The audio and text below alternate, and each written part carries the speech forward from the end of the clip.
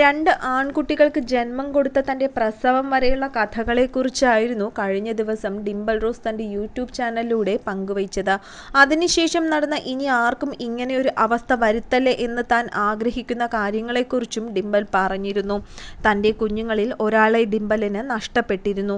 എന്നാൽ ഈ വാർത്തയെക്കുറിച്ച് ഡിംപിളിന് ആദ്യം ഒന്നും അറിവില്ലായിരുന്നു. പ്രസവശേഷം കുഞ്ഞുങ്ങൾ രണ്ടുപേരും സുഖമായിരിക്കുന്നു എന്ന് ചോദിച്ചപ്പോൾ ഡിംപിളിൻ്റെ മമ്മിയോ ഡോക്ടർമാരോ തന്നോട് കാര്യങ്ങളൊന്നും വ്യക്തമാക്കിയില്ല എന്നും ഡിംപിൾ പറയുന്നുണ്ട്.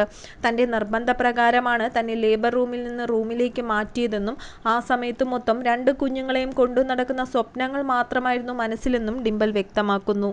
2 കുട്ടികളെ കൊണ്ടു നടക്കുന്നതും അവർക്ക് ഡ്രസ്സും സമ്മാനങ്ങളുമൊക്കെ വാങ്ങുന്നതുമെല്ലാം മാത്രമായിരുന്നു ആ സമയത്ത് മനസ്സിലെന്നും ഡിംപിൾ പറയുന്നുണ്ട്. അതിനുശേഷം ഡോക്ടർ വന്ന് ഇപ്പോൾ കുഴപ്പമില്ല, അടുത്ത പ്രാവശ്യം നമുക്കെല്ലാം കൃത്യമായി ശ്രദ്ധിക്കാമെന്ന് പറഞ്ഞപ്പോഴും ഡിംപിളിന് കാര്യമൊന്നും മനസ്സിലായില്ല അത്രേ.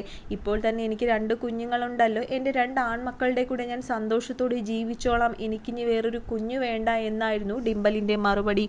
അതിനുശേഷമാണ് ഡിംപിളിൻ്റെ അമ്മ കരഞ്ഞുകൊണ്ട് കാര്യങ്ങളെല്ലാം പറയുന്നതും. ഡിംപിളിന് 2 ആൺകുട്ടികളായിരുന്നു. 2 പേരും 5.5 മാസത്തിലായിരുന്നു ജനിച്ചത്. അവർക്ക് വെയിറ്റൊന്നും ആവാനുള്ള സമയവുമായിട്ടില്ലായിരുന്നു. അതിലൊരാളാണ് മരിച്ചുപോയത്. മരിക്കുന്നതിന് മുൻപേ തന്നെ കുഞ്ഞിന് പേരെല്ലാം ഇട്ടിരുന്നു. തനിക്ക് ഷോക്കായതുപോലെ ആയിരുന്നു, എങ്കിലും കരയാനൊന്നും തോന്നിയില്ല എന്നും ഡിംപിൾ പറയുന്നുണ്ട്. കുഞ്ഞിൻ്റെ മുഖമൊന്ന് കാണാൻ പോലും ഡിംപിളിന് പറ്റിയിരുന്നില്ല. ആദ്യത്തെ ബേബി വെന്റിലേറ്ററിലാണെന്നും പറഞ്ഞിരുന്നു. 2 പേർക്കും 10% മാത്രമേ പ്രതീക്ഷ വെക്കേണ്ടതുള്ളൂ എന്നായിരുന്നു ഡോക്ടർമാർ പറഞ്ഞത്. രണ്ടാമത്തെ കുഞ്ഞിനെ കെസ്റ്റർ എന്നായിരുന്നു പേരിട്ടത്. അവന് 4 മണിക്കൂർ മാത്രമേ അതിജീവിക്കാൻ സാധിച്ചിരുന്നുള്ളൂ. വെന്റിലേറ്ററിൽ നിന്നും എടുക്കുന്നതിന് മുൻപ് അവന് മാമോദിസ നൽകുകയും തൻ്റെ മുലപ്പാൽ വായിൽ ഇറ്റിച്ചു കൊടുക്കുകയും ചെയ്തിരുന്നു എന്നും ഡിംപിൾ വികാരഭരിതയായി പറയുന്നുണ്ട്. പക്ഷേ താനെല്ലാം അറിഞ്ഞത് അതിനുശേഷമാണെന്നും പിന്നീട് അതിനുശേഷം കുഞ്ഞിൻ്റെ മുഖം പോലും കാണാൻ തനിക്ക് പേടിയായിരുന്നുവെന്നും ഡിംപിൾ പറയുന്നുണ്ട്. ഒടുവിൽ അൻസൻ ചേട്ടൻ പറഞ്ഞത് പ്രകാരം 8ാമത്തെ ദിവസമാണ് കുഞ്ഞിൻ്റെ മുഖമൊന്ന് കണ്ടതെന്നും ഡിംപിൾ പറയുന്നു.